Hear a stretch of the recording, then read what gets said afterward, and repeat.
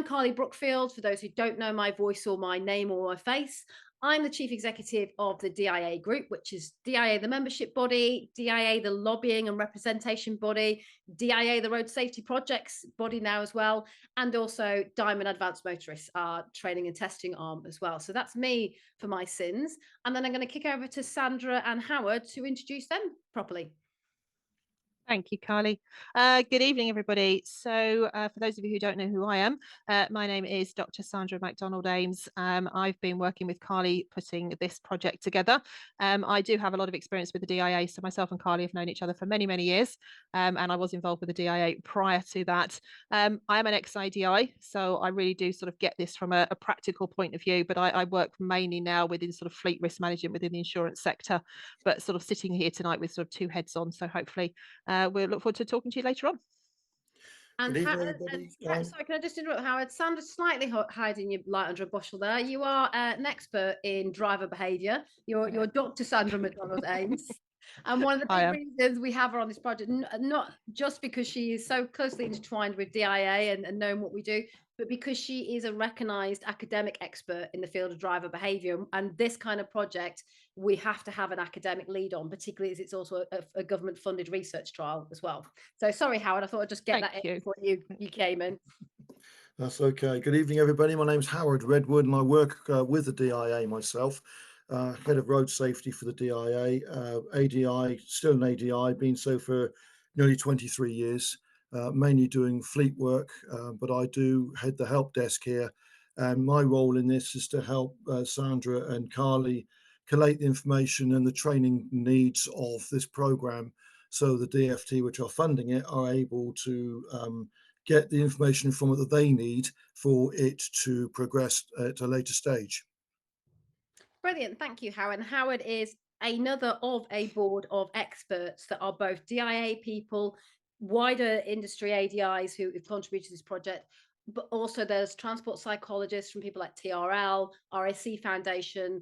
There are DFT representatives, DVSA representatives on the advisory board that kind of takes a helicopter view of the trial and helps to advise us on whether we're doing the right things, either in terms of the learning content and format, or in the setup of the trial and how we're controlling that. But we'll go into that in a little bit more detail when we go into the trial. So first things first, the PowerPoint isn't working quite as well as it should be doing.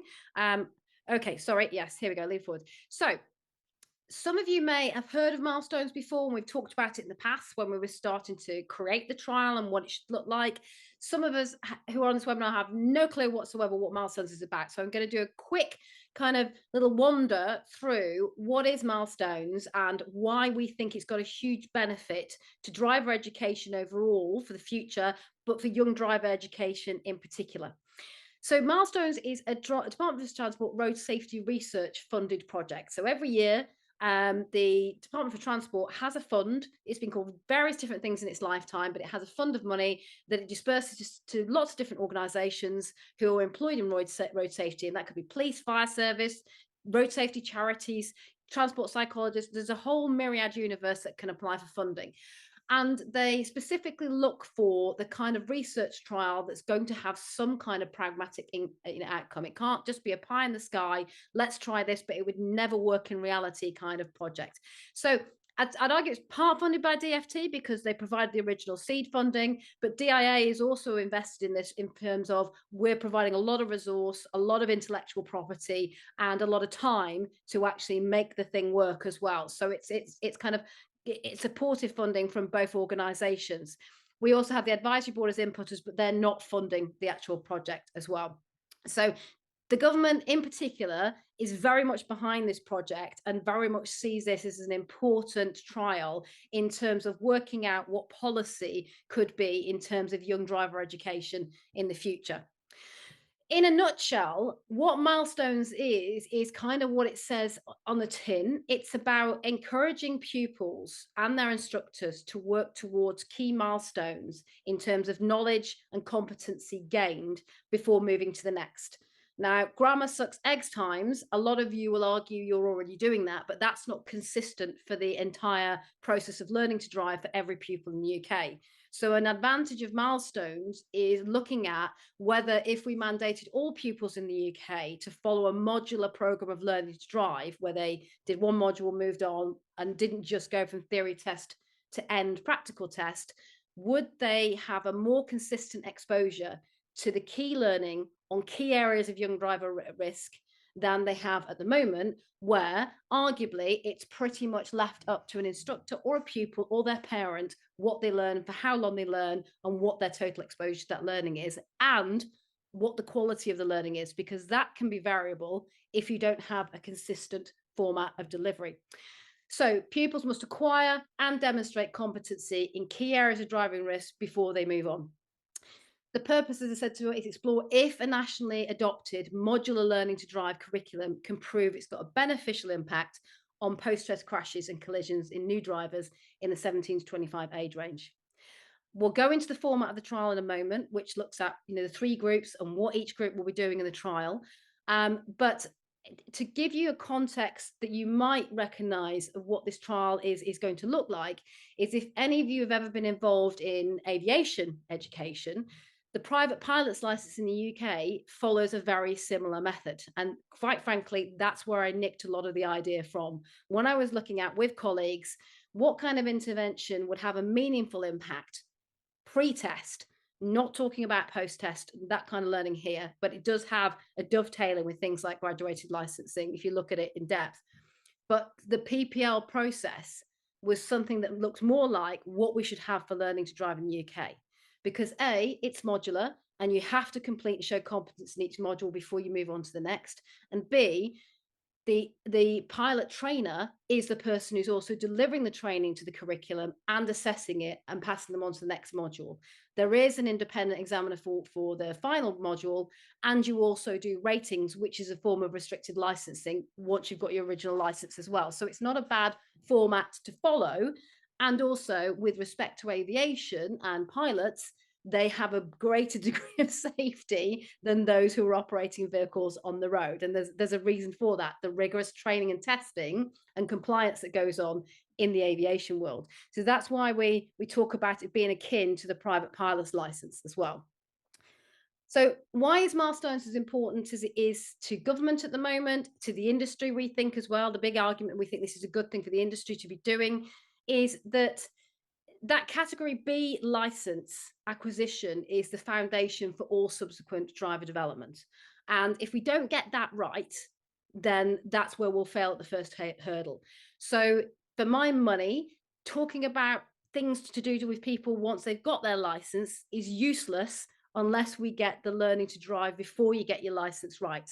Graduated licensing is not the silver bullet that people are going to think it is. So why don't we look at the bit that we can really do something about and really will have an impact before we give them that license and stable door horses bolted. We've let them out there, and then we're trying to get them all back and restrict them. Let's fix the bit that we can actually have a massive impact in, is our belief. So if we don't ensure every pupil is adequately prepared to manage key risks of driving before the test, we're on a hiding to nothing trying to get them to fix those problems after they've got that license and we've set them free. We all know that currently there's only 2 goalposts pupils have to pass through, one theory and one practical. And other than the set of national standards that we have and a supposed syllabus of safe driving for life, there isn't a mandatory curriculum for learning to drive for either the driving instructor to deliver or the pupil to follow. And that leads to a huge amount of problems with consistency of what pupils are exposed to. One driver trainer can choose to take a very different path and a very different approach to learning and covering very different topics in different ways to another down the road.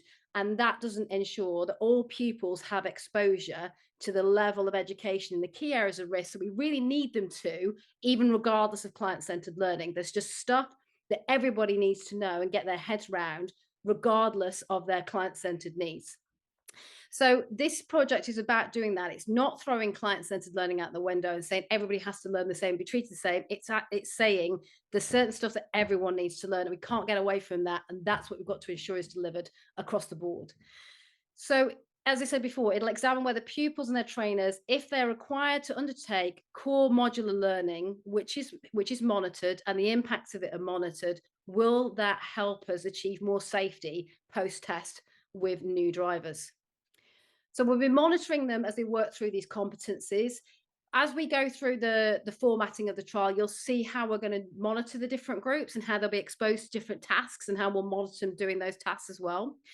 It also will help set a more consistent roadmap for trainers themselves to follow in terms of what they're delivering to pupils, and to be benchmarked against those deliveries to their pupils as well. There's a highly practical element as well to something like Milestones. If you are requiring all pupils in the UK to follow a curriculum and work from module to module, we have a better sense of where everybody is in the UK in terms of their approach to the end test. So from a government level, in terms of planning, testing, resourcing and testing capacity, if you're able to pinpoint where everybody is in the system and what stage they're at, unlike we can't do at the moment, you're able to send the resources to the right places. So for example, if you have a modular journey, you're going to know who's coming up to test more so than we do at the moment, and where they are in the country and how much time it is till they come to the test centre, and they can deploy resources better to those areas and to those volumes than they do at the moment. The government can use some data to know who's coming up for test and where to deploy things, but it's generally built on census data of who's coming of age to learning to drive, how big a population of those 17 to 25-year-olds are in certain areas, how long do we think they're going to be learning for, and that's kind of a finger in the wind in some ways. Even use statistics to know where's the volumes of people coming to our test centres, and how do we resource that as well. Why Milestones is different, I'm actually going to kick over to Sandra, because Sandra actually did a really important part of the setup of this trial, which is called the literature review, which looks at all the interventions worldwide for young drivers and understands what can we learn from that for this trial, and whether this trial has been done anywhere before and lessons that could be learned from that. So Sandra, over to you to do this bit. Thank you. So as Carly said, what we did when we sort of were approached to do this is I set about looking at all the academic research that has gone on in the past. And that wasn't just anything that happened in the UK, but that could also be worldwide as well. Now, the importance of doing that is, yes, you think, oh, well, it's academic, but actually what very happens with the academic side is that can then lead to the practical interventions and the sort of the practical on the road stuff that we now obviously all know perhaps as ADIs. So I did a very large literature review, and it looked at all the different sort of bits of research that have gone on there with regards to some of the risks that we know with drivers, with regards to, for example, whether they're more prone to speeding, or they're sort of the alcohol use, the drugs, the tiredness, all those different risks, and just to see whether actually, have proper interventions, proper recommendations ever been made. Now, as Carly mentioned about the goals for graduated driver licensing, the GDL, that you look at that, and yes, there are lots of people pushing that, and there's lots of support of that. But actually, when you look at where that has been placed around the world, in countries, for example, in Australia, New Zealand, those types of countries, actually, when you look at their statistics in terms of the young drivers with regards to killed and seriously injured, actually they're no better than ours. So that you could argue then actually that that's not really going to work. So, for example, when you look at the statistics, and I have had to write them down, but roughly sort of 25% of the deaths that we've got sort of across the country, 15 to 19-year-olds, and around 75% of those are males compared to 25% female. Which you think, yeah, we know potentially the males are more risky. It doesn't mean that the females aren't, but actually you get the same figures when you do look at the likes of Australia. So that moves away from perhaps that sort of, I suppose, intervention and that measure. You could look at countries, for example, with America, and actually they put their drivers through much younger. So I've got a sort of a nephew over there who's actually 16. He's now driving over there in one of the states in America, over in California. Do we think that's safe? Well, no, that's not going to work either. So it's trying to find something a little bit different. Now, as Carly very kindly mentioned, and I'd forgotten to, my background is about driver behaviour. So I'm very much interested with regards to the drivers. And I look at it more from obviously a post-test at the moment. But actually, why has a driver done something? I know what they've done. I can see the claims history. I've got the claims profile. I work for an insurer. But what I don't know is actually why. And that's what we're trying to get to. We're trying to minimise the whys. Now, there's a really good saying out there, which actually says a driver knows what to do, but doesn't always do what they know. So what we want to try and do is find something, and there's not always going to be a magic bullet, and this is what this trial is for, is to find something that actually says, well, okay, let's make sure that yes, they do know what they've got to do, but actually they can make more informed choices. They know they shouldn't drive tired. They know they shouldn't be under the influence of alcohol, but why do they choose to do it? And can they make a better choice in terms of alternative transport, stopping more regularly? Those things that actually, yes, some, some instructors will discuss throughout the lessons. It may come up as sort of almost an aside in terms of conversation, but having something that's much deeper and actually getting them to think about it from a much sort of a higher level. And if, again, with from sort of the driver training point of view, looking at it from the GDE matrix, actually going to those higher levels, not just, well, okay, we teach them to pass the test and then that standard line, or they learn after they've passed the test. Well, that's not good enough. These are, our kids, our pupils, friends, family, it's the next generation. We have to do something that's a little bit more than that. That is not acceptable for any of us, I'm sure. And I think also, trying to move away from, and I've had it, as I said, I've been on an ADI, I was an ADI for 16 years, that actually trying to move away from that pressure, but we can only have, 20 lessons. When I was young, I only had 20 lessons. We've got to get them through. And I've had the same conversation with my own brother in the last 2 days with his son. It's not good enough to just, well, they must be ready to take the test. I only had this many lessons. This is going to take for them to learn a little bit longer, perhaps, just in terms of making sure that we do get that really robust information to them. But actually, it's money well spent. And that's the sort of the sell that we've got to have. So as I said, this sort of research that I did hopefully has given us the background and the foundations to say, okay, these are the modules we now need to look at to then take forward, and we'll look at what those modules are in a moment. That actually we think, it's not all the risks, but it's some of the prime risks, and we know that from the evidence. But as we say, other things haven't worked. So this is as far as we're concerned, it is going to be groundbreaking. There's no other project that's ever been done like this. And obviously we are government funded, which is fabulous. And hopefully we can make a real difference. That's the really sort of the big key, I think, with this, because as you say, we can't just keep sitting on these statistics, which we've kind of had all the low-hanging fruit. If you look at the general statistics across the country in terms of number of people killed, number of people injured, that number hasn't changed since 2012. Well, it's now 2024. That's not good enough. We've had the low-hanging fruit. We've got to do something else. We can't just say, right, 1,700 people, that's pretty good, isn't it? Out of 67 million, that's not enough. If that's your child, my nephew, whoever, we've got to do something more. And hopefully we can all actually have a little bit of an, so I suppose a chance to do that in terms of our careers, I think, going forward with this. That's the importance with this. So. Yeah, and some of the other initiatives, just for those people who are maybe aware of how other countries learn to drive, we've not kind of looked out there and said, nobody's doing anything like this. Aren't we wonderful? But we've created something completely innovative. We've actually looked at things that touch into areas we're doing. So, for example, I think it's Sweden, Sandra, correct me if I'm wrong, they do a huge number of theory tests, if not modular competence that's holistic, as in they've got to attain competence in a practical session and online, but they certainly have up to 12 theory tests during learning to drive to test whether knowledge is being taken on board and embedded in the pupils' learning. Yeah, absolutely. And you look at, other countries like the Scandinavian countries, which do generally, and we are very good as a nation across in terms of road safety, but, we can still do it better. Even those have done trials before and they've put their hands up and gone, yeah, we've tried it, but it's not worked. Like skid training. We all think, oh, let's put these kids through skid training. We know that doesn't work because all it does is give them an inflated view of their ability. They don't see snow one year to the next. And all of a sudden they go, oh, so I can handle this. And we know they can't. And actually they did admit, and I think it was Finland and Sweden, they actually said, this hasn't worked. And they binned it off. So they've gone back to a different approach. So I think it's, it's something we have to try. We've got nothing to lose in that respect, but hopefully, we can really show that actually, this, as we say, this slightly different approach is going to work. And we'll talk about how those groups are going to split that out as we go through. And another example you might see globally is countries that introduce a minimum number of hours for learning. So you have to rack up 120 hours, for example, because they that's based on some research that says the more exposure you have to driving and driving in practice, the better you get at handling the risk, because you'll encounter the risk if you're doing more hours on the roll. So you'll learn how to manage them. The problem with that is that these 120 hours, 100-hour logging hours processes don't tell people what they should be accumulating in terms of exposure to what risks and how to handle them. They just say go out and accumulate hours, which we all know there are some instructors that would get their pupils up to 120 hours on a suburban housing estate. And it might be the same roads, and that's the problem. If you're doing the same old routes in those 120 hours, I'm going to college and back, I'm coming home, I'm going to the shops and back. They need to be in very, very different environments. We need to get them out, on the high speed roads into city centres. I live very rurally, so let's get them into city centres, or vice versa. 60% of these kids that are killed on rural, well, 4 out of 5 in terms of the young drivers, but 60% of all motorists are killed on a rural road. Well, why aren't we putting them more out and get them out of the towns and cities? So get those 120 hours or whatever it is, but actually use it constructively.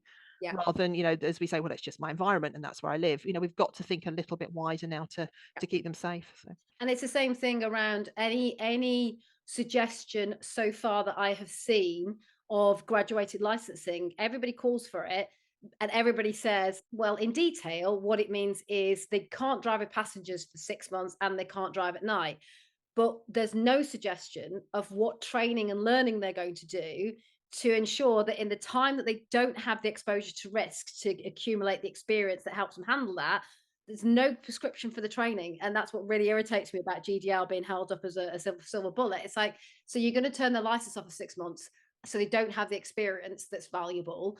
But okay, so arguably they also don't have the risk, but you're also not suggesting any extra training in that 6 months that will help them when you turn the tap of their license back on. That's just ludicrous. Yeah, So and there's a number of issues. you may hear me say that tomorrow, by the way, because I'm on breakfast tomorrow, where sadly I'm kind of talking against some parents who've lost kids in road accidents recently who want to raise a position arguing for GDL. But I wouldn't be doing my job if I wasn't saying yes. But the more important thing is to fix how they're trained before they even get the license, rather than trying to restrict them when they've got the license. No, and I absolutely agree. And with regards to, you know, things like GDL, we know that drivers are at risk because they're younger, because their brain hasn't fully functioned. Now, if you then, for example, did them under GDL and you said, okay, we're going to hold you back for a little bit, sort of 6 months, all you're doing is delaying that kind of like, you know, we're cutting the apron strings and off you go. And we've seen that with other countries have done that. I think it was Israel. They've done that, and they actually, it didn't work because all it did is delay the statistics. Then they let her loose. And then they started having collisions because they've still got that cognitive problem. So what we're trying to do with this particular sort of, I suppose, intervention is look at the behavioural piece. We know, you know, we can put the skills in, absolutely, but they demonstrate that skill up to passing their test. But why? What choices are you going to make? Actually, I'm going to phone a friend. I'm not going to drive home. I'm going to stay over somewhere. I'm going to fall asleep in a lay-by rather than on the middle of the motorway. But finding those different alternatives and giving them the confidence to have those choices. So, you know, yes, GDL, okay, I get the idea, but there's much more to this. It's not a simple fix. Yeah. Okay, so I will answer some questions in a moment on that, but John's just posed the question about the expense of all of this. As I hope we'll explain as we go through this, John, it doesn't necessarily Necessarily. necessitate more paid hours learning. It's more focused hours learning, and as you'll see, one of the core components of this is the introduction of e-learning as something that pupils would do by rote. At the moment, some driving instructors offer e-learning options to how they train and encourage those. Some third parties are selling them or giving them away free to pupils. Some pupils are doing their own research, but it's by no means consistent across the board. One of the things we're going to do in Milestones is introduce the concept and measure that if you exposed all pupils to e-learning and e-theory testing, testing on whether they're doing the online learning and it's going in and it's having an impact, does that have a better impact? And that would be done in their own time at no cost, because it's e-learning as very low cost to deliver. So it's done in tandem with what the instructor's doing, following an in-car curriculum and doing in-car assignments and assessments. They'll be doing something online as well. So we're gonna measure whether a group that does all of these things has a better safety outcome than a group that does practical assignments only and a control group that does nothing out of the ordinary at all. So the module approach, just to recap on that, it's very much influenced by private pilots licensed in the UK and in other countries where it's a modular program. You have to complete each module to go through to the next module. It's based on the key competencies that we think are required and the key knowledge required to manage very specific areas and topics of risk, which we know young drivers are most likely to encounter and struggle to manage. We answering the question about hours, will it be more expensive? We're gonna give some guided learning hours to the session guides that will provide to ADIs delivering the in-car bit, but being client-centered, you will have pupils who can grasp concepts much more quickly than others, so we'll be able to attain a level of knowledge and demonstrate it more so than others. So you will know your pupils and you will guide that learning based on that. We will just give an approximate of what kind of learning period we think it'd take to get to the level of competency and knowledge, but we're not going to make that very restrictive, because again, we don't want to get back to those kind of things like you've got to do 120 hours because that's a magic number that we've just come up with. It doesn't suit everybody, and it's not necessarily focused on the quality. It's more about the quantity of learning that you're doing. um when we get through to the nitty gritty of it, you'll see there's some things in there like ADIs in one of the groups will be carrying out practical assessments in cars, and they'll be signing off those competencies. So hopefully some of you will start to get, oh, hang on, there's a real advantage to ADIs to this trial, because this could be setting us up for being more empowered in our role to be doing some level of testing in the UK before they get to the driving test centre. So that means that our role will become more mandatory, hopefully in the future, than it is being an option at the moment, because the pupil can arguably go to the driving test without a professional trainer in any way whatsoever. So as I said, there's a blend of practical and e-learning assessments that pupils will be exposed to during the trial. The e-learning builds on the knowledge gained in car and adds theory elements, but it also covers stuff that we think is very difficult to deliver in an in-car session as well. So there's certain scenarios that aren't always easy to create in practical learning. So it will cover topics in a way that we know is difficult to do, and e-learning is better at doing so. I suppose it also arguably increases oversight and quality assurance of the practical training period. If you have all pupils in the UK, eventually, not in this trial, obviously the trial is much smaller, but if in an ideal world this proves itself and everybody is going through this and everybody's doing e-learning, e-theory, practical assignments that ADIs are feeding in and marking in car, we'll have a much better insight of progress of pupils and different types of pupils, and how we get better performance out of both trainers and pupils through a process like this as well. And so it's got a massive potential to deliver much better metrics than a single theory test result and a single practical test result as well. Sandra and Howard, anything to add on what I've just said there? I think really we're looking now where we've been talking about graduated licensing, where this scheme we're hoping is going to start doing graduated learning with the being modular, and they move on from one module to another, which helps the situation that Carly's mentioned about the fact it helps the DVSA know where they can know where they can put their resources when it comes to people coming up for test. But it also helps the industry be a big foundation to making sure that everyone gets training of a sort and of a certain amount before they can go and do their driving test. So it does, if we can get it mandated that happens, great, it would be good. But it means that we can actually have a better role to play, and everybody would be training to the same syllabus eventually, which also helps the situation with the examiners with their assessments, because they're going to know what the student should know if they've been signed off by the instructors. So it means that the parity of marking of examination of driving tests should be a lot better. We shouldn't have the disparity of different parts of the country where an examiner will pass somebody for one thing and pass somebody else or fail somebody else for something else. It will be a bit more better. It'll be a lot better in the results of what's happening with the hopefully with the test results, instead of it being the standard 53 or 57% first time passes. We're hoping that this should go up quite some way. Plus, it will allow parents and pupils to be better educated as to what they are supposed to be doing and what they are supposed to be learning.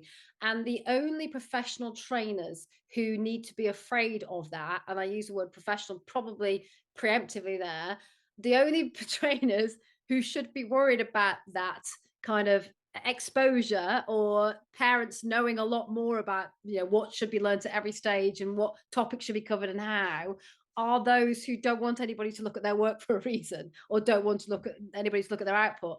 A professional trainer doing a good job and ensuring their pupils are exposed to all the kinds of learning they should be on the key topics has nothing to fear from parents being educated better, and pupils what a learning to drive curriculum should look like. It will lead to challenge, but that's healthy. If an instructor is not following a curriculum or exposing somebody to something, if this ever gets introduced, because the customer, like all of us are a customer at some time, will kind of know what the product's supposed to be, and will be able to say, hey, you haven't delivered that to me. We've done nothing on, this topic, or you've not taken me for any assignments or any assessments that we've kind of discussed this topic or done practical training in this topic as well. So I think that's actually healthy, to allow a degree of education which may result in a degree of, scrutiny and pushback at times from people as well. But the positive spin on that I'd put is, if you educate people exactly what the quality of a product should be and what it should provide, I think they appreciate the value better. If we know what something's made up of and the work that has to go into it and the level at which it has to be delivered, people appreciate that product and that service a lot more than something that they just pay for and somebody else just does it for them, and it's done and I have no part in that. So I think hopefully it will be a positive thing, that people will have a better ability to evaluate what learning to drive really looks like, and what goals have to be achieved and what competency has to be gained. It should hopefully up the value of the driver training process overall as well.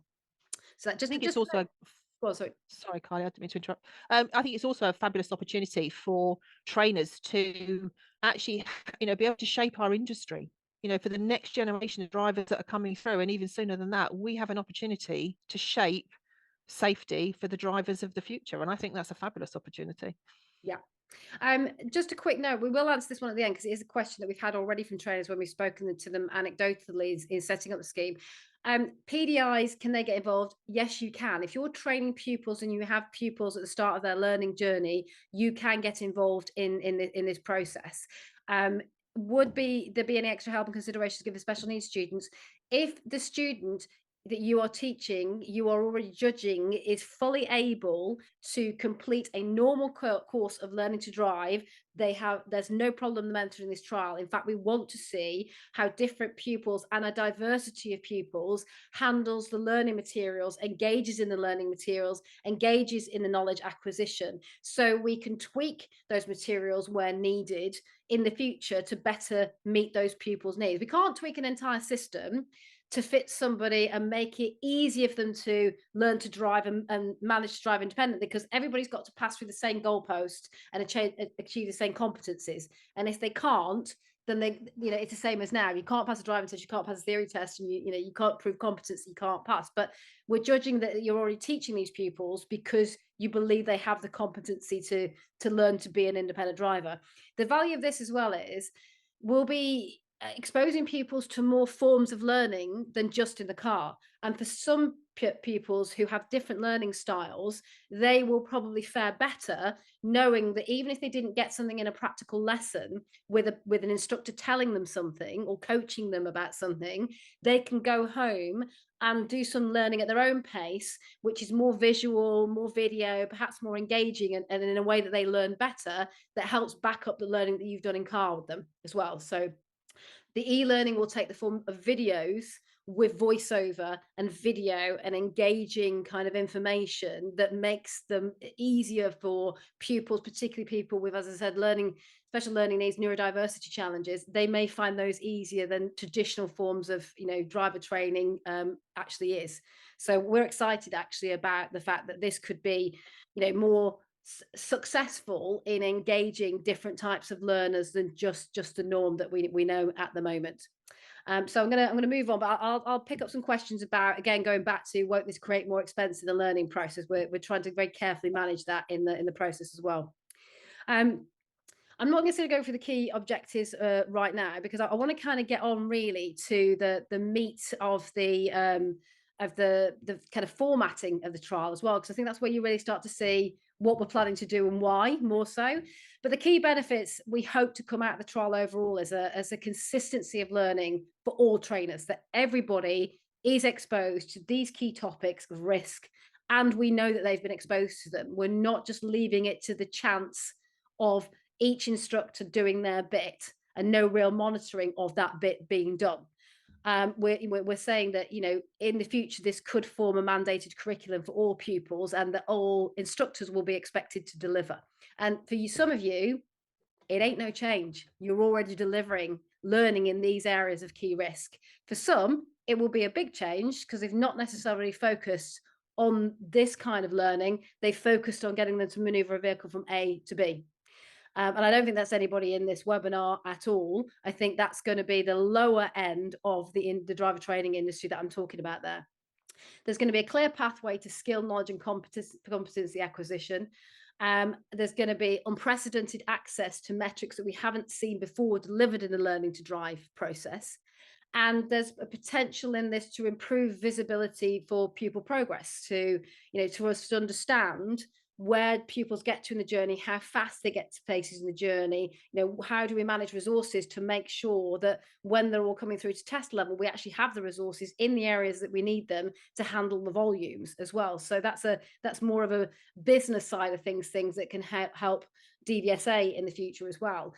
But it's also an important trial because it's going to be one of the first, arguably, Sandra, correct me if I'm wrong, opportunities to monitor whether e-learning and more e-theory testing has an impact on learning than we've actually done before, because lots of road safety interventions have been focused on e-learning, but nobody's actually measured the impact of e-learning Yes. on learners.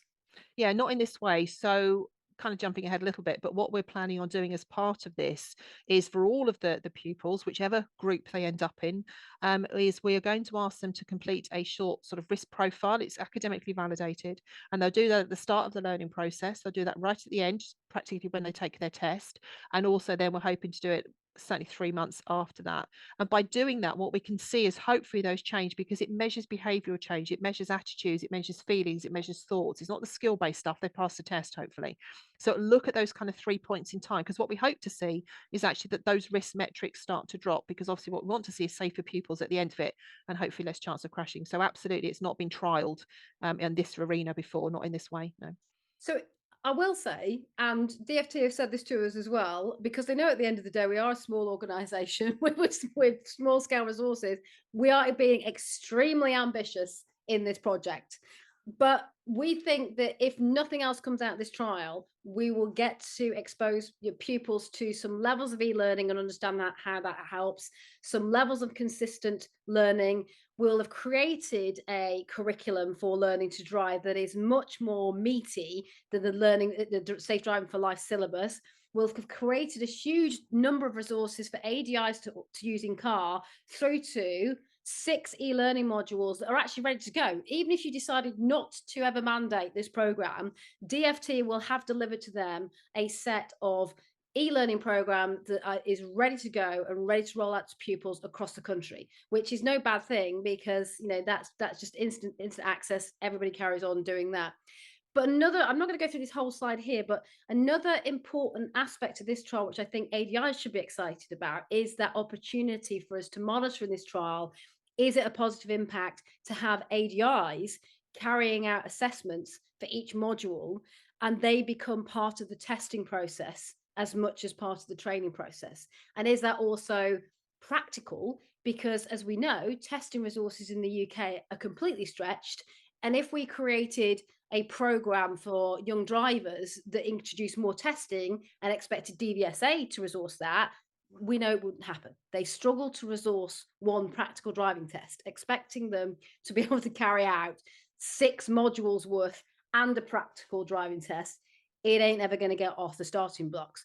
But if we can argue, but we had ADIs doing it and the quality of assessment was good and the quality of output was good, and it helps ADIs with their development of their own performance if they're assessing their pupils on a formal, consistent assessment, a benchmarked assessment, and they're finding that their pupils aren't perhaps performing, ADIs can also look at their performance and go, oh God, maybe there's a problem here with what I'm delivering. Maybe the next time I do this topic and train pupils in it, I do it in a different way. And I can track through these assessments that I'm doing whether the pupils have attained more through me slightly tweaking my training approach to that topic as well. So if you get excited by nothing else about what we're talking about tonight, get excited about that opportunity to measure whether ADI is becoming assessors in the learning process and being part of a range of assessments rather than just theory and a practical test could become a reality. That's why we need to get you involved and get you engaged in this process. So I'm going to just have a look at the key. Do you think it's better to go into the modules next or go into the 3 groups, Sandra, to give more context to what people will be learning and when? Yeah, do the groups first. Why not? Yeah, let's do that. It's fine. Do you want to take people Explain through it. that? Because you helped design the trial more so than I did. Okay, so as we've already said, there's going to be 3 groups, and anybody who signs up for this from an ADI's point of view will then be randomly, and it will be randomly allocated into one of these 3 groups, and we intend to have equal splits amongst each of them. Any pupils that you sign up will each fall into that same group. So we're not going to have one ADI delivering in 2 different sort of types of ways, because what we don't want to do is introduce a bias. So we're going to have, as Kylie said, we're going to have this first cohort, and principally that's going to be do what you do now. Let's see what's going on there, because everyone, although, okay, we've got a syllabus, we've got to get them to a test, everyone's going to be doing slightly different things. We've got, perhaps as Kylie said, better ADIs, maybe some who maybe not so. It's going to be different, very different. So we want to see what that benchmarking is first. With no interventions, just do what you do normally. We're then going to raise the game a little bit, and then we're going to have some that are going to be in cohort 2. So it's going to be a much more structured approach. So there will be some in-car assessments to do, little questionnaires, little quizzes, those types of things, but it's going to be principally in-car. And it's going to be sort of, you've got to cover off these topics in terms of sort of a discussion. So it's going to be much more structured. And then we're going to then raise into cohort 3. And that's going to then allow those pupils in that group to then access that e-learning package. So what we've then got, by risk profiling all the drivers in the same way across all of the cohorts in cohort 1, 2, and 3, as we say at the start of the process, at the test, and then post-test, is actually see which one has got the greatest benefit, which one has changed the most in terms of reducing their predicted behavioural risks. So as we say, it's going to be a random allocation, but one will be just as you do normally. Second one will be in-car only assessments. The third one will be all of the above, but you've also now got the e-learning as well. So we're just adding a layer to each of those cohorts. So basically, you've got a do nothing group. That's a control group. They will be taught as before. You've got someone who'll do a little bit more work, but it might, the way that we plan to design the sessions, it shouldn't feel like it's more work. It should just be more about giving you guides about how to cover these topics, some of which you'll already be covering, all of which some of you will already be covering, but some guidance about how to do these sessions, and supplying you with an assessment form to carry out some kind of assessment in car. And as I said, we'll be cognizant of the fact that there's some things you won't be able to do a practical assessment for, because driving conditions and context will not allow for that. It'll have to be more of a Q&A type thing. So we're working through how each assessment can be done for each topic. For example, under the influence, you can't simulate anything on the road about being under the influence to make sure they've understood the risks of that topic and how to manage them. So that will be more of a Q&A type format, but that really should be only a short amount of time at the end of a lesson to do that assessment, and also for you to feed in, as well as grading and marking the pupil and giving them a score, also be able to give us some observations about how they engaged in the learning, and whether you felt that there should be some changes to how we deliver that as well. Somebody just quickly asked a question I'd like to cover off about how do we assure the quality of the assessment. That's why in the future there would be this idea of e-learning, e-theory tests, and in-car assessments, because the in-car assessment can rightfully be skewed by an ADI. If it was, right, I'm going to give you a scenario. If this was mandated, you could very much have a scenario where if an ADI was mandated to carry out an assessment for each of his pupils and show that he'd carried out these assessments and grade his pupils before they could move on and maybe certificate them in some way for that module, we could have ADIs who just say, yeah, they've done really well, move them on, because I don't want to look bad and I don't want them to look bad, and I don't want them to stop moving on and progressing, so we're just going to sign them off. In that scenario, there would, and that's why we're in cohort 3, we can dip into that a lot more.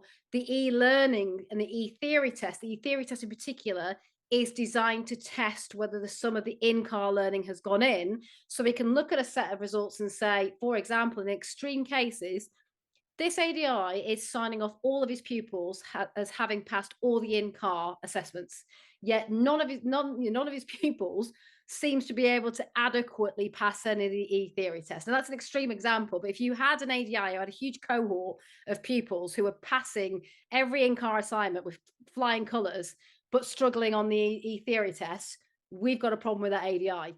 And there is more of a mass of metrics there than there is in the current system to intervene and not go and, send that person for a standards check.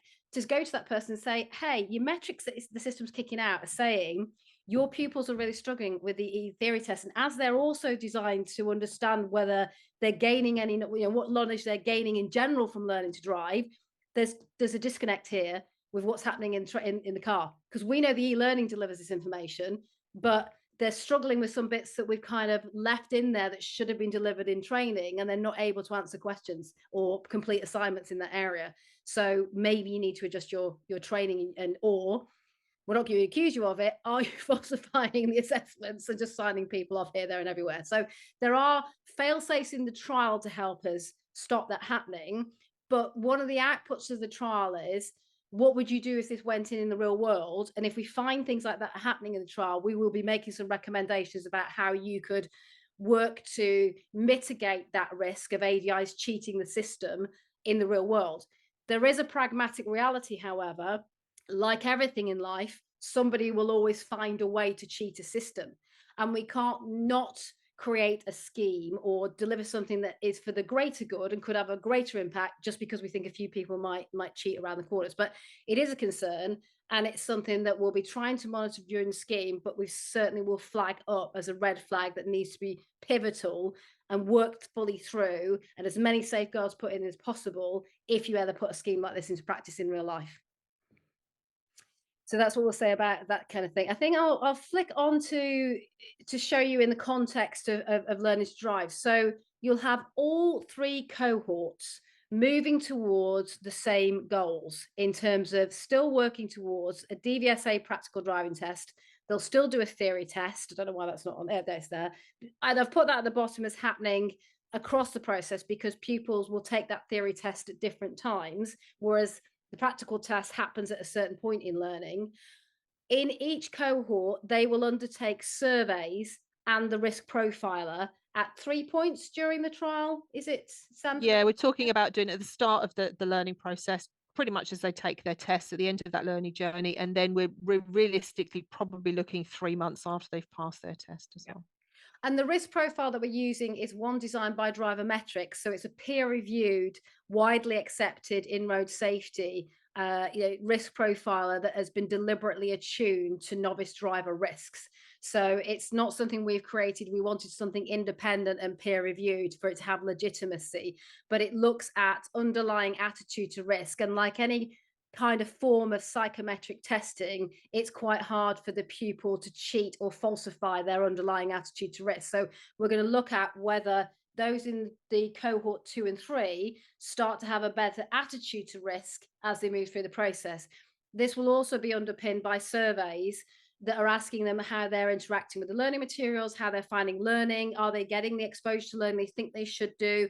And after test, it will ask them things like what kind of risky incidents have they encountered and how do they feel about that. So there'll be surveys looking for more kind of qualitative evidence than quantitative evidence as well throughout the whole trial. But again, it's hugely ambitious, this trial.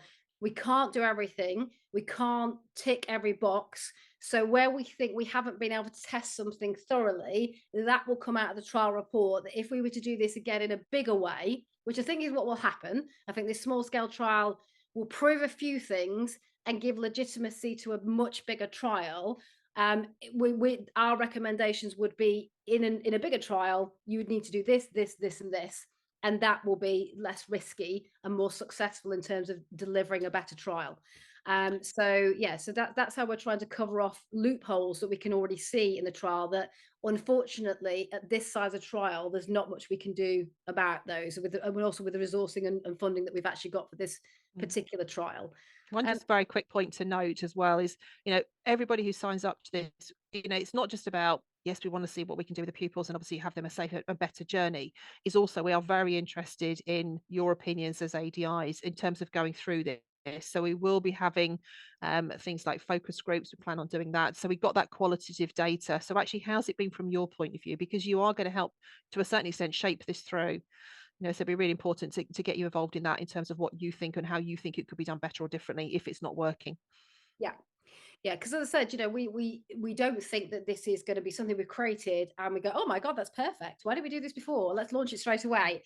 That's not going to happen. It's either going to prove a certain amount of good, and that will lead to a much bigger trial just to make sure that works in a bigger mass of people, and that we can fix some of the things that we didn't get right in the first trial. or it's going to say, well, at least we've tried it and it failed, but at least we now know that that approach to learning doesn't necessarily work. I can't see aspects of this trial that I think would completely fail in terms of the theory. I think it's like anything, the biggest challenge will be continuing engagement of, if you don't mandate it and say everybody has to do it and has to complete each module, the biggest challenge is engaging people to keep in the process and keep learning and keep doing assignments and things like that. So I think that will be an outcome. You'll never be able to make a trial like this successful. Well, sorry, an initiative like this successful unless you mandate it via either government mandate, everyone has to do it to get a license, or mandating through the back door, which is insurers saying, if you have completed this modular learning program, your premiums are half price because we can see your risk, we can see it's gone down, and we know that exposure to learning that's consistent, e-learning and in-car and lots more testing makes you less risky, because so we're comfortable in rewarding you with a lower premium than the people who do nothing. So there could be the idea that this eventually is mandated through more commercial means, i.e. insurers do something like this. So just to have a look at the key modules that we will be covering in this particular trial. It's not going to cover everything that everybody needs to know in learning to drive. What we're focused on is, if nothing else, we need the pupils to be exposed to these areas of key risk, because this is what research tells us time and time again they struggle with when they're out on the road on their own. So these topics were brought together as a discussion of academics in the space, stakeholders like DFT and DVSA, transport psychologists and researchers, driving instructors themselves. So these are not just us sticking our finger in the air and thinking we'll do these modules, they sound great.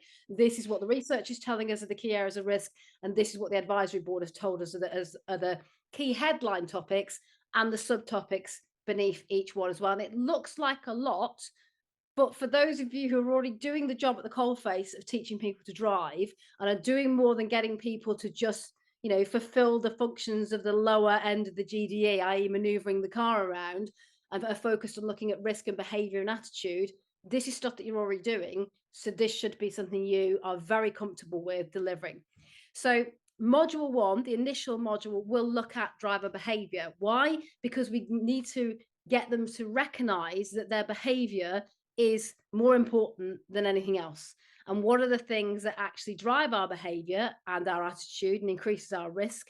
And what are the things we can do to mitigate the impact of our behavior and others on how we drive as well? So Sandra, as the driver behavioral expert, anything to say on that driver behavior? Yeah, it's really, as we say right at the start, it's looking at the whys, not the whats. It's addressing those emotions, those feelings, those thoughts, those pressures, all those kind of fluffy things, if you like, as opposed to let's just teach them to drive and do the skills. It's going very much the sort of the cognitive side as well. So it really is looking at those sort of internal kind of pressures that they might have. And again, not all cohorts will be exposed to the e-module, but imagine in the future if everybody had to do these e-learning modules, it might be difficult to conceive at the moment. How the hell do I get all that information in a single driving lesson when they think they should be, driving down the road, not listening to me bang on about driver behavior? That's the value of e-learning. That can supplement and make demonstrations in a different way to a practical session. So in the future, if there's topics that are difficult time-wise to deliver for ADIs, or difficult just because it's difficult to have that scenario on the road every time for each pupil, e-learning is extremely valuable in plugging those gaps and making sure the topic is covered in a more holistic way. And giving the pupil also time to go back into the topic after the lesson when arguably they're very distracted doing lots of other things, and then they need a recap on it and some time on their own in front of a screen getting these concepts as well. Module 2 will look at distractions. Again, not a hard topic to grasp. A lot of you are already talking about distractions in every single lesson, because fortunately a lot of the distractions that are going on around your lesson, so they're learning and experiencing this live. But it will really make them think about the impacts of distraction before they start encountering and experiencing those distractions themselves, and preempting their reactions in a safer way to those distractions when they encounter them, not just with you, but when they're out in private practice and when they're independently driving as well. And it will look at distractions in more so of a way than just things like, what's happening at the roadside and what are other drivers doing. We'll look at things like how mood can be a distraction, how, your own mind is a cognitive distraction as well. So we'll be covering visual distractions, auditory distractions, cognitive distractions, all of those kind of things. Under the Influence, really important module. It's talking about the things that influence how we drive and what our risk is. And of course, it's going to look at things like alcohol and drugs, but it's also going to look at the other big killers, such as tiredness and fatigue and stress, emotions. We're even going to cover hormones. And, that can impact a driver who's 17 to 25 as much as it can impact a 49-year-old woman. I wonder who that would be, who might be going through another hormonal stage in her life and very much realizes that I have moments that brain fog is a massive problem in driving, yet no one's really talking about that impact on driving, and that is very much hormonal. So and one of the things we were finding in building these modules is, hey, there's gaps here that no one's covered before in driver education. There's the kind of stuff that we always think about in under the influence or distractions, but then we kind of assumed that people would start looking at hormones in this manner, and we were hoping somebody would have, so we could just basically bung their presentation into our early learning. But nobody's really done much work on hormones and their impact on driving. So it's taking our teaching, isn't it, to a different level, because having spent many years in a car, you do become a relationship expert. They'll get in your car, they're sulking, they're upset, they're crying because the boyfriend's dumped them, and actually, but that's the bit we need to address and go, okay, well, how's this going to affect your driving? So actually just take it, and a lot of us do, just to that next level, because they're already doing it anyway in terms of our car. We've just got to ask the question. Or again, if it's a topic that pupils find uncomfortable, and instructors find uncomfortable, again, there is a value in the fact that there's going to be this backup of e-learning, which is more kind of comfortable for somebody to take on board. So I think, being able to look at certain things that might not be able to be done very easily or very well or very comfortably in lessons, we've got this backup that e-learning can provide some of that learning as well. Speed is looking at something that's it's very important in terms of young driver risk, but it's not just looking at what the law is, what can happen to you if you speed. It's going to look at what influences to speed, because it's, again, we're looking for behavioral change through this process, not just finger wagging and what the penalties are and using those as a deterrent. It's understanding what's going to make you speed that day and the influential factors. As I'm sure you can see, there's a lot of interrelation between the subjects. They don't just sit in their own little silos. They all dovetail with each other. Module 5 will be looking at adverse conditions, and that can be everything from driving at night and poor weather to breakdowns, heavy traffic. Personal environment could be an adverse condition. If you're feeling unwell, that is an adverse condition for driving, through to driving in unfamiliar territories like rural roads and some of the adverse conditions they specifically throw up, like livestock in the road, or driving on a high-speed road and some of the adverse conditions you get in that environment as well, and the fact that passengers can create adverse conditions in the cars. And the final module is sharing the road, where we look at developing an awareness of other road users and what your impact is on them and their impact is on you, and what you can do to help safeguard yourself and them and everybody, hopefully, in the road-based environment as well. So that showing the road one is very important as well. We are designing a kind of bonus module. It's not really part of the formal study, but DFT trying to wring as much effort out of us as they possibly can for the funding, have said, could we do a post-test module as well? And us being Diamond as much as DIA, we are very focused on post-test learning. So there'll be a post-test learning module as well, which is a freebie, and a bit of a bonus for people who are doing the e-learning, which will look at the things you need to know now you're an independent driver, everything from what you're most at risk from in your first few weeks and months, to insurance, how to choose the best car, all those kind of things as well. So it's not part of the trial, but it's a bonus we're offering as an incentive to pupils in the scheme as well. So those are the key topics. You may find that there's things on there they're a bit like, oh, why are they including that? There might be gaps that you see in that, but that's all part of the trial, is finding where the gaps are. And if we ever do a bigger version of the trial, or this ever comes into practice, we're trying to make it more robust and more holistic and more all encompassing. So, as we ask you to feed back if you're participating in the trial on the learning materials, on the curriculum, on the modular content, please know that that's an important job, because it helps us build on what we've got here, because we can't boil the ocean in one study, but we can inform the next one so it does a better job. Okay. So anything you guys want to say about those modules? Not from me. No, I don't. Okay. Howard's got anything. No, I'm all right with all the modules. I think they're, as you say, this is a trial. There may be bits that are missing, but that can be found later. Let's get the trial going first and see if we can make a real change to driver development and to our industry for training as well. But there's one thing I've got to say, Kylie, which I know you're not going to say, but I'm going to, and Kylie's now screaming at it. I'm like, In what are you going to say? 2012, in 2012, Carly and I, we've got questions in the question thing saying, why the heck wasn't this done sooner? Carly and I went to the Deputy Director General for the Department for Transport in 2012, speaking about the change of training to young drivers, trying to consider something else other than graduated licensing and think about graduated learning. And it pretty much fell on deaf ears. And Carly, since that time, for the last 10, 11 years, has been pushing an elephant uphill. And it has now found someone with the ear that she's managed to catch to listen, who has found the funding to do this. And as a result of that time it's taken to get this to where it is, we really have to embrace this.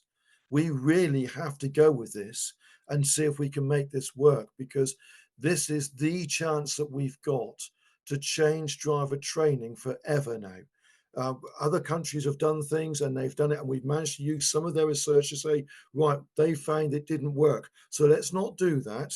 Let's try if we find another way of doing it. And we've got this study going on here with a lot of Sandra's help. And I think really and truly this needs to be embraced wholeheartedly to get this going. And you've got here the screen in front of you now about the process of how we want to do that with the continuing evaluation. And Carly or Sandra needs to explain that to you now. But I think if you can stay and listen to all of this tonight, please do. Yeah, sorry, it's a little bit longer than our usual webinars. Well, it's not a little bit longer than any webinar that I'm on, because I always go over time. But it's certainly a complex subject in some respects, but it's more so in the setup. It gets easier once we're into the process. But explaining it all to start, where we started, where we come from, the journey we've been on, what it's all involved, it's a longer thing. But what we really want to see with this is that learning is not as linear, and it just doesn't happen and there's a stop. Or there's just one stop and everybody gets through it right to some degree. It's about saying, let's do something, let's review it, let's monitor both the trainer and the pupil to see if there's any tweaks that we can make. This is not, when we talk about monitoring the ADI in this process, this is not something for people to be afraid of.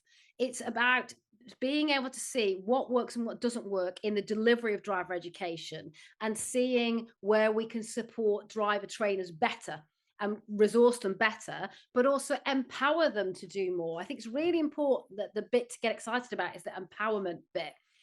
It's not, we're not saying this thing will make your job mandatory and no one will have a choice but to learn with the driving instructor. But I think if you read between the lines, if you were to do this properly, that really would be an output of an introduction to the scheme. This really would make driving trainers mandatory, because no one else could deliver this learning in car, and mum and dad couldn't be, because you couldn't have them doing assignments and assessments that had any legitimacy.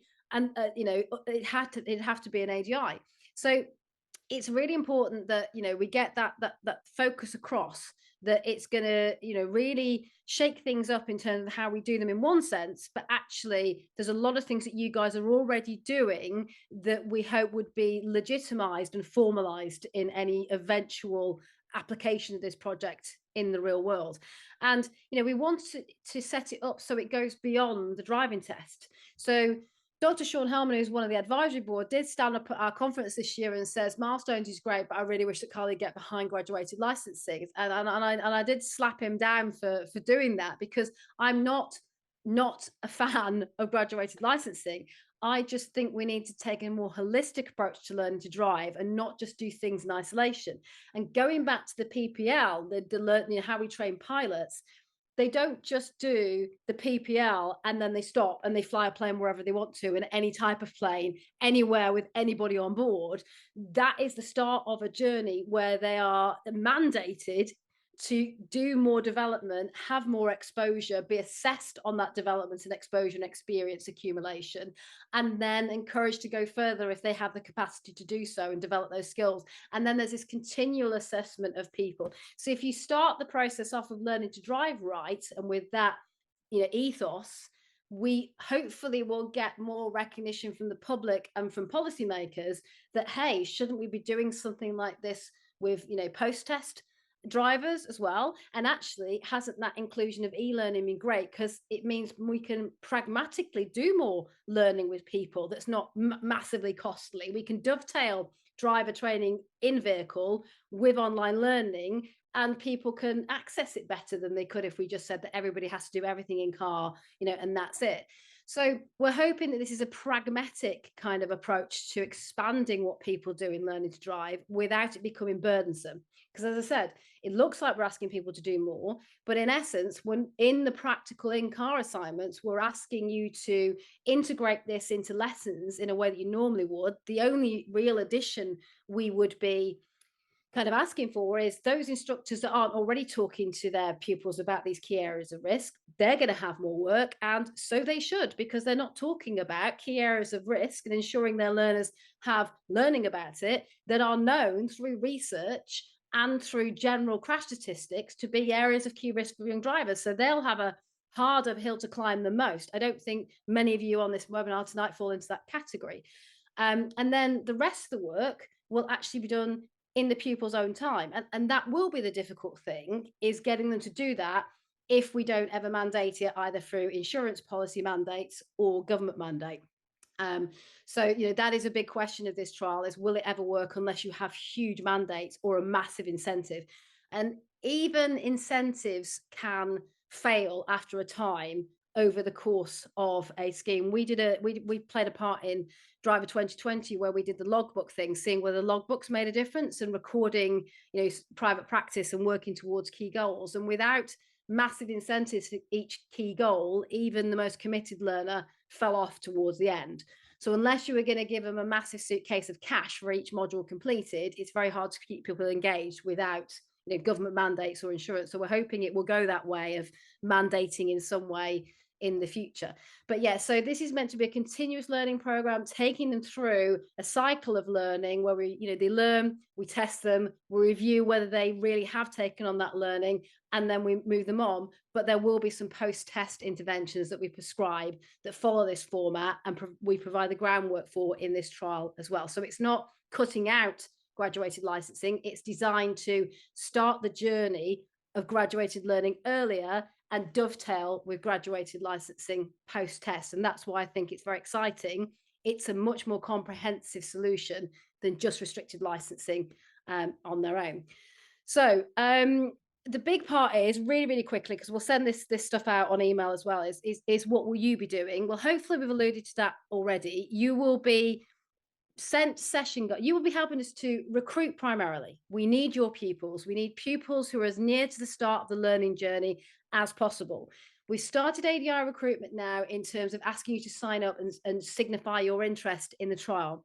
We'll be in touch with you soon to say, how are we going to do pupil recruitment? What is the criteria people we're looking for? And when will they be starting on the trial?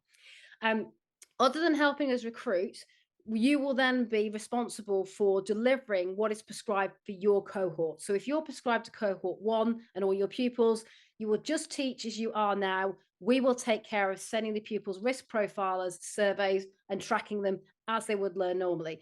If you're in cohort 2, it's more involved. We'll be sending you session guides to ensure these key topics are covered, and we'll be sending you assessment forms for you to fill in and send to us online. Probably that's the easiest way to do it. But we will make allowances for those who don't want to do it in that way, that give us feedback on the pupils' progress, give you the ability to assess them and give them a grade, but also give us your feedback on how you think people have engaged in that particular learning session, how they did on the assessment, how we tweak it in future, all those kind of things. If you're in cohort 3, you'll be doing the same as the ones in cohort 2. That's all you'll be doing. You'll be doing the practical sessions. It's just that your cohort will also be doing these online learning sessions as well. And you will be aware that they will be doing that, though we won't give you too much access to what they're doing, because we don't want there to be a bias in the practical learning session from what they're doing online as well. And as I said, these session plans won't be do this then, do that now. It'll be, this is the kind of learning outcome we're looking for from this session.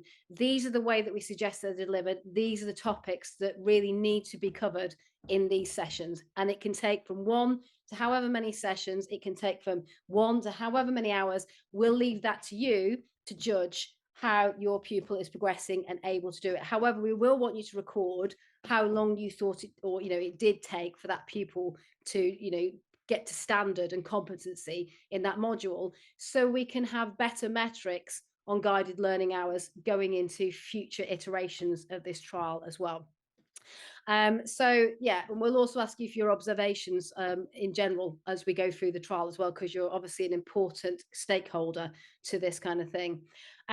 Delivering the module assessments, that we're going to do a training session, online training session on this as well. So don't worry about taking all this information as well, but we will provide all of the resources from the session plans to the assessment forms in the most accessible way and easy way to use possible as well. So don't think that you'll have to produce anything other than pupil names for us to contact and their email addresses, and doing these assessments, which is the only additional thing that ADIs who don't already ensure a full exposure of pupils to all the areas of risk in learning to drive haven't done. So as I said, what we'll provide is training for you as part of the session. We can't go into too much depth on some of the aspects of what the pupils will be doing, because in cohort 1 in particular, we don't want you to start delivering stuff to them that their cohort is not supposed to be exposed to, because that will skew their results in terms of the trial. But those doing the cohorts 3 and 2 will have a little bit more insight into what learning the pupils will be doing outside of the car. We'll be giving session guides to those in cohort 2 and 3 to guide the learning, to ensure that the topics are covered. And we'll also be giving out the modular testing forms in a way that's accessible, probably a smartphone version, an iPad version, and a paper-based version for those who want to use it. We'll provide a help desk function for anybody who needs to ask us a question or has a query about the trial. And obviously, we'll be giving you feedback for those of you in the trial, how the trial's progressing, and on the reports that we share with Department for Transport, DVSA, and other stakeholders to the trial. So you'll have that unique insight to how the trial is progressing as well. Some of those results and reports that we might share with you are clearly embargoed, because we don't want to give too much away until we've completed the trial and we have a proper report that government has been able to see, because at the end of the day, they're the key funder for this project as well. I will go to questions in a moment, so I can see that they're totting up there. How do you get involved? Just to get that bit over to you, and I'll leave that on screen whilst we answer questions. We have a website for this. You can see it's a completely new branded project as well. Thanks to the DIA team for some brilliant creative naming of the project and the branding and all the setup of all the resources. If you go to the new website, drivermilestones.co.uk, there's a full information guide on there, which thankfully is a hell of a lot more concise than I've been tonight. Sandra and Howard have been, as usual, very concise, but I've been, as usual, extremely waffly. But the information guide has got all the key points that I've talked about tonight. Plus, as you sign up to the trial, you'll get more information, more training videos, all those kind of things. Sign up. We only need some scant details relatively from you at this stage. When we have it available and when we're ready to do that, there'll also be an online training module that we'll send out. And more important than anything else, helping us to recruit pupils, because if we don't get to a specific volume of pupils, we can't really deliver the trial. And the volume of pupils that you've worked out, that if we could get, X ADIs to deliver, Sandra, is? I said we need a minimum of 150 ADIs if they all gave us 4 pupils each, and we'll split that equally across the cohorts. Yeah. So we've had to have quite a lot of conversations with our advisory group and our funders about what we think is achievable, particularly given the state of play of the driver training industry and where pupils and ADI's focuses at the moment. It's not necessarily on projects like this, it's on getting a driving test. And we've actually delayed the launch of the trial over a few years now, post because it just wasn't the right time to recruit pupils or ADIs. We may have been ready to go and beavering away behind the scenes, but we've managed to stall government and say, look, they have enough on their plates right now getting pupils through their driving tests and dealing with the backlog, or just coming out of COVID. But the focus now is on no, go, go, go. If you don't go, no, we'll never go. So it's still not an ideal environment to recruit. We know when pupils are very focused on getting a driving test and getting their driving lessons done, but we can't hold off forever from launching this trial. So getting pupils is really important. As I said, it is a smaller scale trial. Ideally, we would be recruiting thousands of people for this trial. And I think that's what will happen. This will inform a much bigger trial in the future. However, what we need is 1,000 pupils for this trial. We need more than that because obviously people fall off from signing up to actually starting the trial. But if we can, as Sandra said, if we can get each 150 ADIs alone to deliver 4 pupils to us that take part in the trial, will have reached the numbers that we need to. It's the absolute minimum. Yeah. And if you know other ADIs that want to, you think, oh, do you know what, this is really good, get them involved as well. And Yeah, and PDIs as well. PDIs. There's no Absolutely. exclusion for PDIs. Yeah. And we're all, you're all the driver training industry, you're all delivering driver training. So we want all that diversity of trainers and diversity of pupils. Yeah. You don't have to be a DIAA member at all. DIA has designed the trial and is delivering it. We are not making this a DIA member thing. This is for the greater good of driver education. So everyone in the tent on this one. So pass this on. And location as well. I don't care what about location, whether it's city, rural, top or bottom of the country. I don't care. As more diversity we can get, the better. Yeah.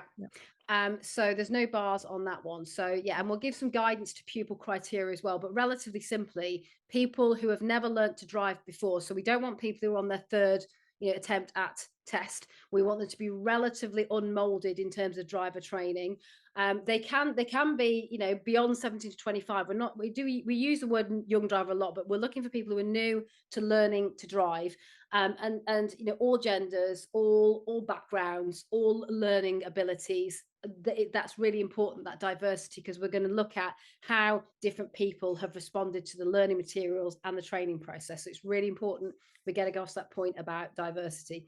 I think that's all I'm going to do on that. And I'm going to keep that on screen so you can see the how to join information. I'm going to nip across to Q&A and see if there's any questions. Sue, we haven't profiled parent guardian attitude to this project yet. We will have on the project a parents information page, and we will be targeting parents and parent groups to aid recruitment as well.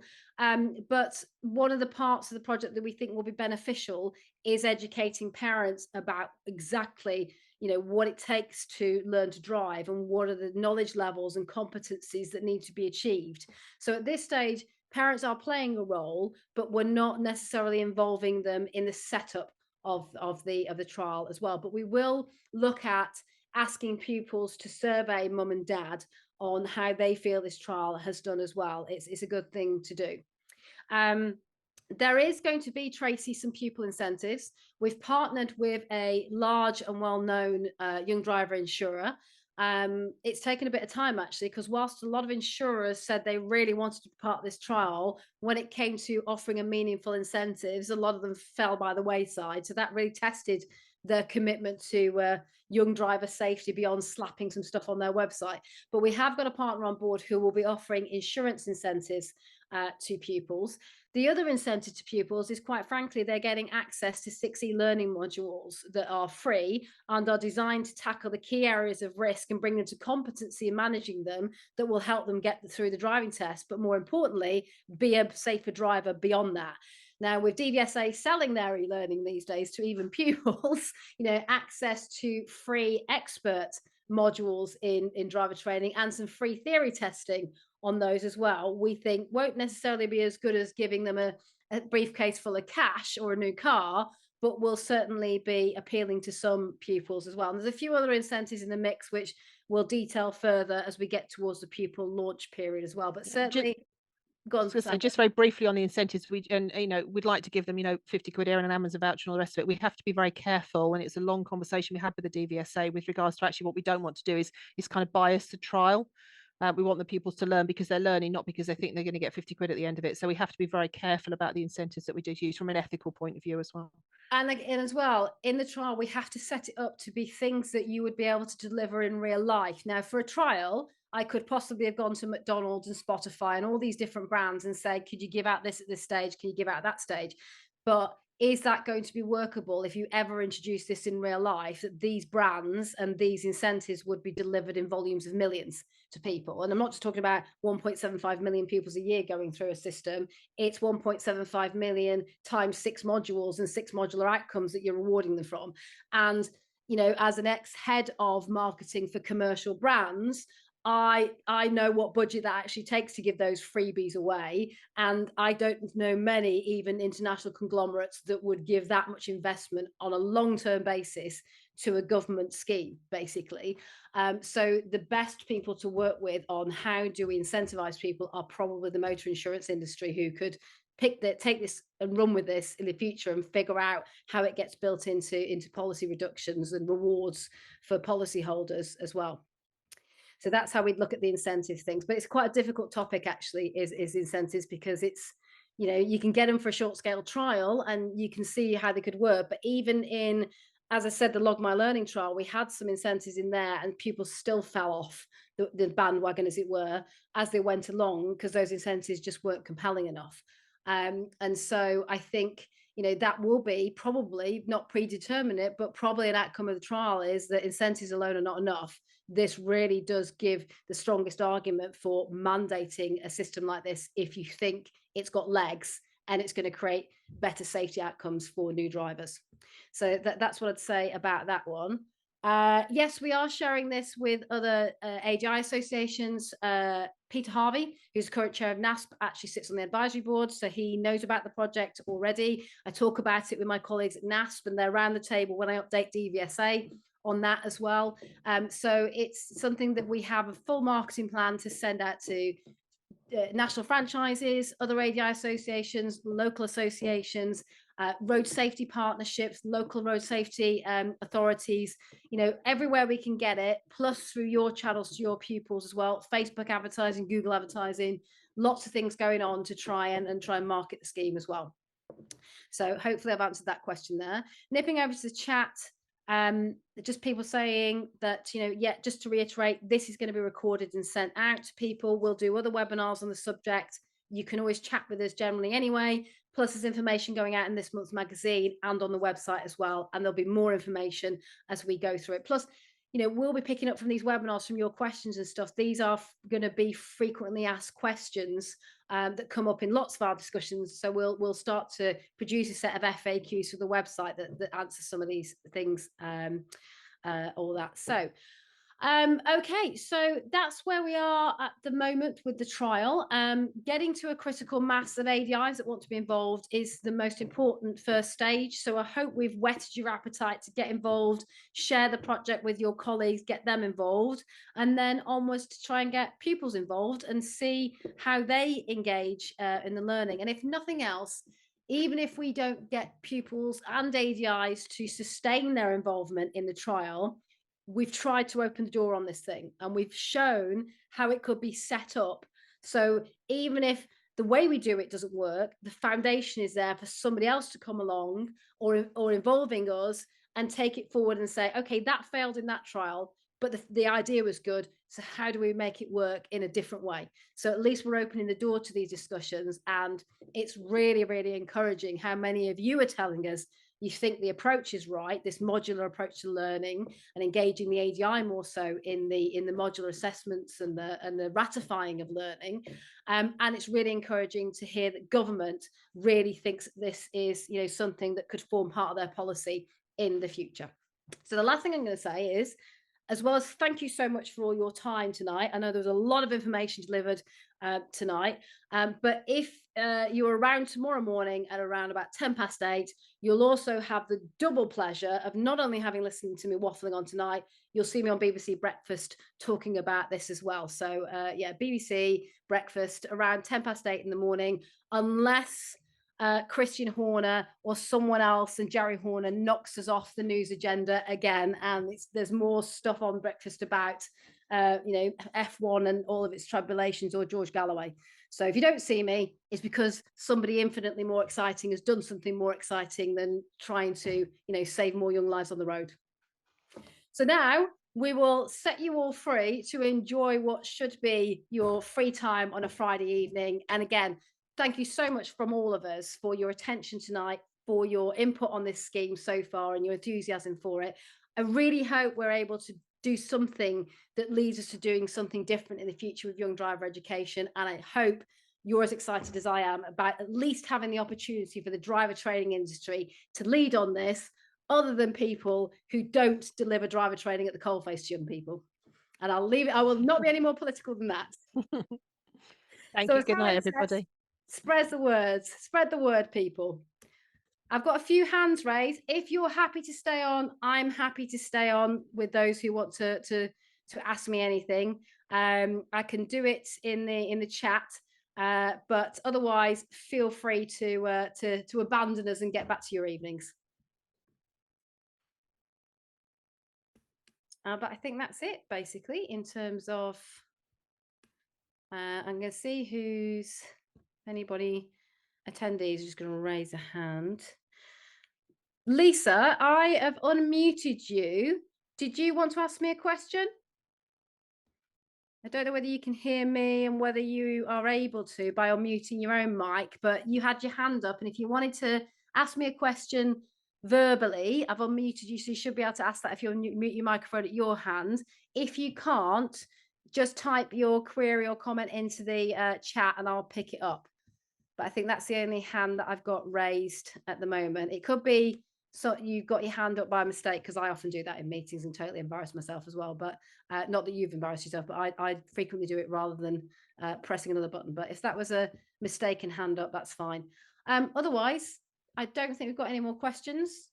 You know how to reach us anyway. You can email us via support@driving.org if you've got any queries, but we'll try and put a chat button into the new website and an email as function as well, so you can answer us questions and we'll respond to those as well. Okay, I'm off, folks. Enjoy your evenings and your weekends, and see some of you tomorrow on BBC Breakfast, hopefully beaming into your living room first thing in the morning. What more could you want to start off your Saturday? There's a thought. Thank you, everybody. Thanks, guys. Take care. Take care.